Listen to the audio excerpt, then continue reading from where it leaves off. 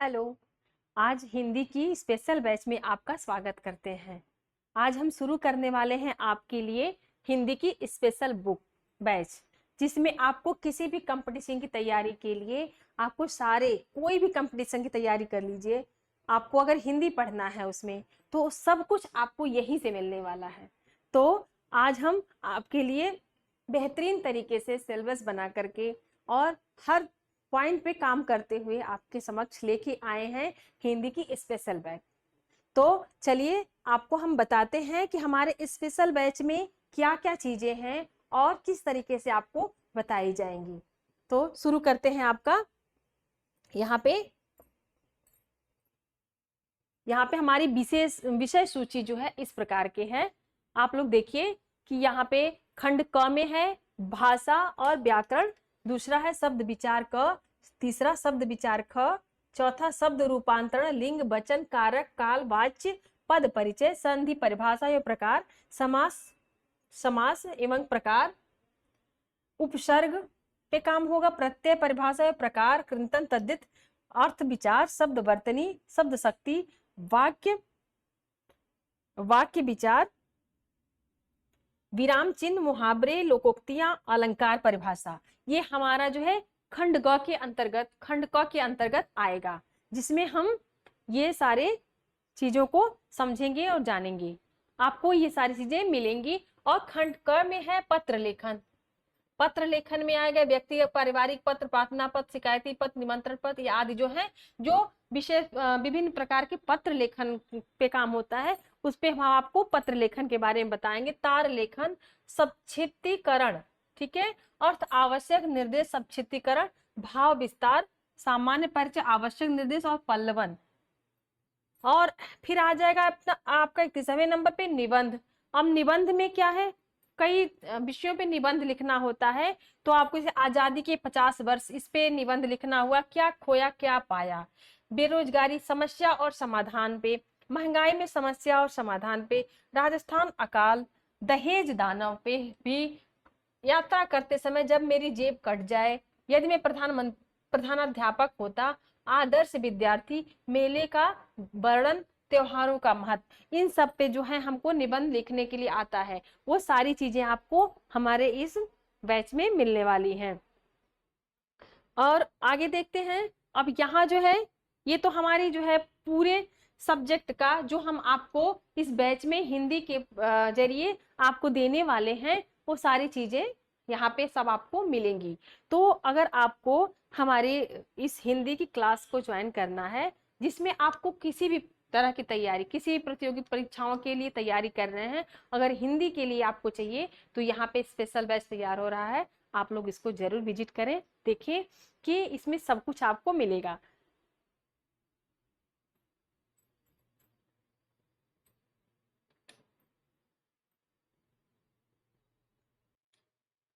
चलिए, हम special batch में आवाज आपके लिए ले आए हैं भाषा और व्याकरण। हमारा आज के स्पेशल बैच में भाषा और व्याकरण के बारे में बात करेंगे। तो यहाँ पे देखिए, सामाजिक प्राणी होने के नाते मनुष्य को परस्पर संवेदना, विचार विनिमय करना पड़ता है। वह कभी सिर हिलाने या संकेत के माध्यम से अपने विचारों या भावों को व्यक्त कर देता है, तो कभी उसे ध्वनियों, शब्दों, वाक्यों का सहारा लेना पड़ता है। जब हम सामाजिक प्राणी हैं, अपने भावों का आदान प्रदान करते हैं, तो उसमें हम कभी अपने शब्दों के द्वारा, कभी अपने हाव भाव के द्वारा अपनी बातों को कहने का काम करते हैं। तो उसी के बारे में दे रहा है। सिर हिलाने या संकेतों के माध्यम से अपने विचारों या भावों को व्यक्त कर देते हैं, तो कभी उसे ध्वनियों, शब्दों या वाक्यों का सहारा लेना पड़ता है। इस प्रकार यह प्रमाणित है कि भाषा ही एकमात्र ऐसा साधन है जिसके माध्यम से मनुष्य अपने हृदय के भाव एवं मस्तिष्क के विचार दूसरे मनुष्यों के समक्ष प्रकट कर सकता है, और इस प्रकार समाज में पारस्परिक जुड़ाव की स्थिति बनती है। इसी प्रकार से जब हम अपने भाषाओं का आदान प्रदान करते हैं, तो भाषा ही एक ऐसा जरिया होता है जिससे हमारा जुड़ाव दूसरे लोगों से पारस्परिक स्थिति बन पाती है। यदि भाषा का प्रचलन न होता, तो बहुत संभव कि मनुष्य इतना भौतिक, वैज्ञानिक और आत्मिक विकास नहीं कर पाता। अगर भाषा का प्रचलन नहीं होता, अगर भाषा प्रचलित नहीं होती, तो बहुत संभव नहीं था कि हम जो ये वैज्ञानिक हो जा रहे हैं, बड़े बड़े पदों पे जा रहे हैं, या फिर हम कोई भी भौतिक या वैज्ञानिक और आत्मिक विकास नहीं कर पाते। भाषा न होती तो मानव अपने सुख दुख का इजहार नहीं कर पाता। अगर भाषा नहीं होती तो मानव अपने सुख दुख का इजहार नहीं कर पाता। और इजहार करने के लिए भी, जैसे हम कभी दुखी होते हैं तो आंसुएं बहने लगती हैं, मन गिरा रहता है, और जब हम बहुत खुश होते हैं तो हंसते हैं, उल्लासित होते हैं। लेकिन अगर भाषा होता है तो हम तत्काल अपने भावों को दूसरों तक पहुंचा सकते हैं। भाषा के अभाव में मनुष्य जाति अपने पूर्वजों के अनुभवों से लाभ नहीं उठा सकती। अब भाषा के अभाव में, जब भाषा नहीं थी तब हमारे पूर्वज कैसे बात करते थे, इसका हम लोग कोई लाभ नहीं उठा पाते हैं। तो जब भाषा का विकास हुआ है तो मनुष्य जाति जो है, उसमें जो हमारे पूर्वज थे उनकी बातों को हम नहीं समझ पाते हैं, उनकी भाषाओं को हम नहीं समझ पाते हैं, क्योंकि तब हमारे भाषा का विकास नहीं हुआ था। भाषा शब्द संस्कृत के भाष से व्युत्पन्न हुआ है। भाषा शब्द जो है वह संस्कृत का शब्द है, संस्कृत का भाष से उत्पन्न हुआ है। भाष धातु से अर्थ ध्वनित होता है। ध्वनित होता है प्रकट करना, जिस माध्यम से हम अपने मन के भाव या मस्तिष्क के विचार बोल करके प्रकट करते हैं, उसे भाषा संज्ञा दी गई है, उसे भाषा की संज्ञा यानी कि भाषा का नाम दिया गया है। भाषा ही मनुष्य की पहचान होती है, उसके व्यापक स्वरूप के संबंध में कहा जा सकता है। अब भाषा जो है मनुष्य की पहचान होती है, उसके व्यापक स्वरूप के संबंध में कहा जा सकता है कि भाषा वह साधन है जिसके माध्यम से हम सोचते हैं और अपने भावों विचारों को व्यक्त करते हैं। ये मात्र एक भाषा ही साधन है। परिवर्तन प्रकृति का नियम है। परिवर्तन जो है वह प्रकृति का नियम है, ये सब लोग जानते हैं। समय के साथ साथ भाषा में भी परिवर्तन आता है। इसी कारण संस्कृत, पाली, प्राकृतिक, अपभ्रंश आदि आर्य समाजों के स्थान पर आज हिंदी, राजस्थानी, गुजराती, पंजाबी, सिंधी, बंगला, उड़िया, असमिया, मराठी आदि अनेक भाषाएं प्रचलित हैं। भाषाओं के ही नाते, क्योंकि जो है भाषा से हमारे अंदर परिवर्तन आता है, इसकी वजह से हमारे देश में विभिन्न प्रकार के भाषाएं, संस्कृत, पाली, प्राकृतिक, अपभ्रंश आर्य भाषाओं के स्थान पर हिंदी, राजस्थानी, गुजराती, पंजाबी, सिंधी, बांग्ला, उड़िया, असमिया, मराठी आदि भाषाएं प्रचलित हो गई। भारत की राजभाषा हिंदी स्वीकारी गई है, परंतु इसके बाद भारत की जो राजभाषा है वह हिंदी स्वीकार की गई है। अब हम वर्ण विचार पे करते हैं। वर्ण विचार, अब हमारा अभी तक तो हमने भाषा पे बात किया, अब हम वर्णों पे आते हैं। ठीक है, तो वर्ण में क्या है कि किसी भाषा के व्याकरण ग्रंथ में इन तीन तत्वों की विशेष और आवश्यक रूप से चर्चा विवेचना की जाती। किसी भी भाषा में इन तत्वों का विशेष रूप से आवश्यक चर्चा होती है। पहला क्या है? वर्ण, दूसरा शब्द, तीसरा वाक्य। ये तीनों चीजें जब हमारे भाषा के व्याकरण ग्रंथ में होते हैं तभी हमारी भाषा पूरी रूप से तैयार होती है। हिंदी भाषा के सभी भाषाओं में सर्वाधिक वैज्ञानिक भाषा है। हिंदी विश्व की सभी भाषाओं में, ये हिंदी जो है हमारी विश्व की सभी भाषाओं में सबसे वैज्ञानिक भाषा के रूप में मानी गई है। सर्वाधिक वैज्ञानिक भाषा है ये। हिंदी में 44 वर्ण हैं जिन्हें दो भागों में बांटा जा सकता है, स्वर और व्यंजन। अब हिंदी में हमारे जो है 44 वर्ण हैं और इनको क्या है, दो भागों में बांटा गया है, स्वर और व्यंजन। ठीक है, तो अभी आप लोग समझ गए हिंदी विश्व की सभी भाषाओं में सर्वाधिक वैज्ञानिक भाषा है और हिंदी में 44 वर्ण हैं जिन्हें दो भागों में बांटा जा सकता है, स्वर और व्यंजन। अब आते हैं हम पहले स्वर पर। यहाँ पे देखिए स्वर है ऐसी ध्वनियां जिनका उच्चारण करने में अन्य किसी ध्वनि की सहायता की आवश्यकता नहीं होती है, उन्हें स्वर कहते हैं। स्वर स्वतंत्र होते हैं। अ, आ, ई, उ, रि, ए, ऐ, ओ, औ, अंग, अह, है ना, ये स्वर में आते हैं। इन्हें दो भागों में बांटा जा सकता है।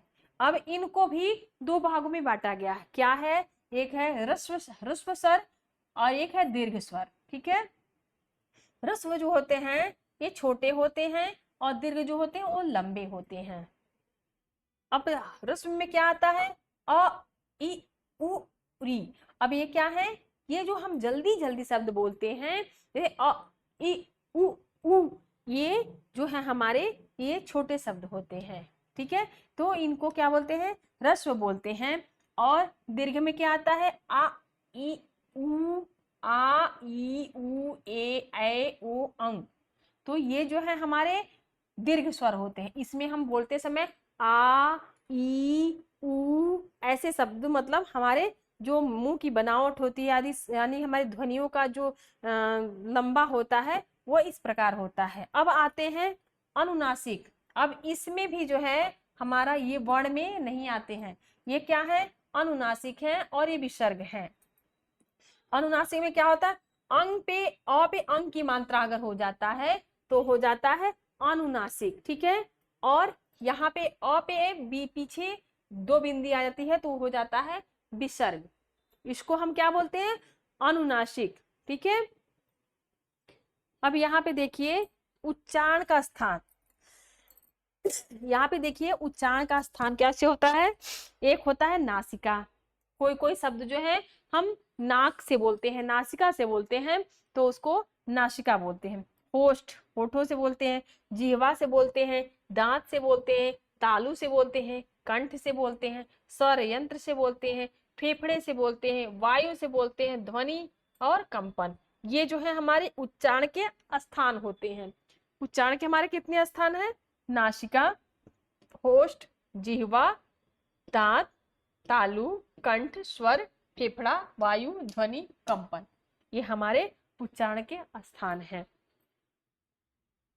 अब यहाँ देखिए भाषा और व्याकरण। अब भाषा और व्याकरण में जिन, भाषा और व्याकरण का जो दूसरा है उसमें जिन स्वरों के उच्चारण में अपेक्षाकृत कम समय लगे उन्हें इवर स्वर, तो एवं जिन स्वरों को बोलने में अधिक समय लगे उन्हें दीर्घ स्वर बोलते हैं। अब इसको या तो इवर कह दीजिए या तो ह्रस्व कह दीजिए, ठीक है। तो उन्हें उन्हें दीर्घ स्वर कहते हैं। इन्हें मात्रा द्वारा भी दर्शाया जाता है। अब इनको अगर हमें समझना होगा तो इन्हें मात्रा द्वारा भी हम समझ सकते हैं, ठीक है। ये दो स्वरों को मिलाकर बनते हैं, अतः इन्हें संयुक्त स्वर भी कहते हैं। अब इनको दो स्वरों से भी मिला के बनता है, जैसे अ, इ, उ, ए, औ दीर्घ स्वर है। स्वरों के मात्रा रूप इस प्रकार है। स्वरों के जो मात्रा है वो इस प्रकार है। अब यहाँ देखिए सचित्र बनाया गया स्वरों के मात्रा रूप। अ कोई मात्रा नहीं। अब अ पे कोई मात्रा नहीं है, जैसे अमर, आ, ये मात्रा में क्या है? ये शब्दों का बन रहा है, इस पे मात्रा लगा, ये तो हो गया आम। ई पे छोटी ई तो ईख बन गई, बड़ी ई बनी ईश्वर बन गया। ऊ पे उल्लू तो उल्लू बन गया। अब उल्लू बोलते समय हमारा क्या हो रहा है? जैसे ई तो हमारा मूर्धन्य से निकल रहा है, और ऊ बोलते समय हमारे होठों की सहायता ली जा रही है। ऊ, ऊन हो गया। रि से ऋषि, ए से ऐनक, एक से ऐनक, ऐ से ऐनक, ओ से ओखली, औ से औरत, अंग से अनुस्वार, अनु अंग। यहाँ पे अनुस्वार शब्द आ गया, ठीक है। अब यहाँ पे हम स्वरों को पढ़ लिया, अब हम व्यंजन पे आते हैं। तो जो ध्वनियां स्वरों की सहायता से बोली जाती हैं उन्हें व्यंजन कहते हैं। जब हम बोलते हैं तब उनमें क प्लस अ मिला होता है। इस प्रकार यह व्यंजन स्वर की सहायता से ही बोला जाता है। इन्हें 5 वर्गों तथा स्पर्श, अंतस्थ एवं ऊष्म व्यंजनों के रूप में बांटा जा सकता है। अब इसको कैसे बांटा गया है यहाँ पे देखिए। स्पर्श में क बोलते समय हमारा क आ रहा है, स्पर्श है, एक क वर्ग होता है। क, ख, ग, घ, अंग, ये जो है हमारे कंठ से आता है। क इसमें जरा सा कंठ हमारा स्पर्श करता है, इसीलिए इसको स्पर्श बोलते हैं।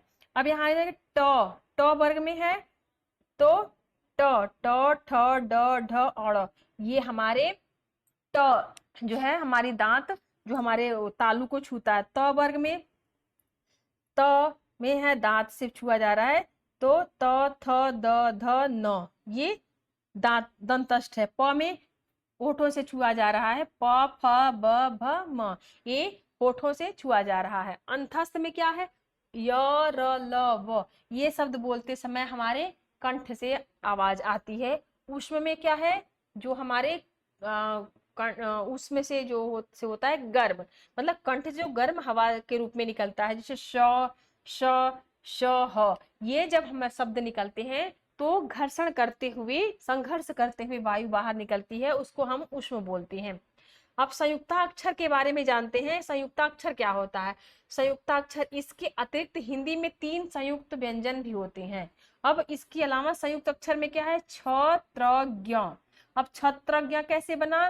क प्लस श में मिला के छ बन गया, त्र प्लस प्लस त मिलके त्र बन गया, ज्ञ प्लस ज्ञ बन, ज प्लस ज्ञ बन के ज्ञानी बन गया। ठीक है, तो इस तरह से अंतस्थ, ऊष्म और संयुक्ताक्षर ये हम जान गए। अब यहाँ पे आते हैं,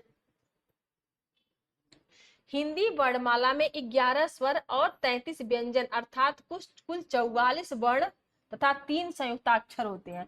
हिंदी वर्ण में क्या है?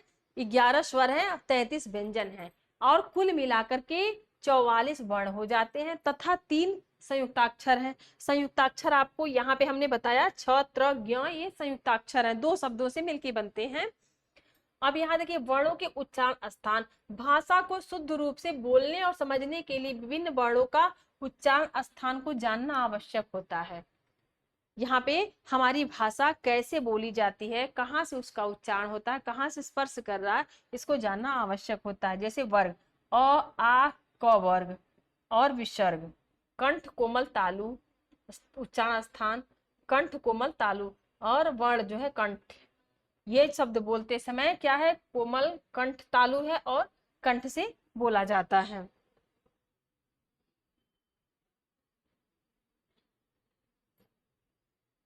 अब आज जो है हम इस पे क्या चर्चा किए हैं? व्याकरण और भाषा में स्वरों और व्यंजनों के बारे में चर्चा किए हैं। मिलते हैं फिर एक नए चैप्टर के साथ, नए शब्दों को देखते हुए। आगे के चैप्टर के लिए हम मिलते हैं अगले नए वीडियो में, तब तक के लिए नमस्कार।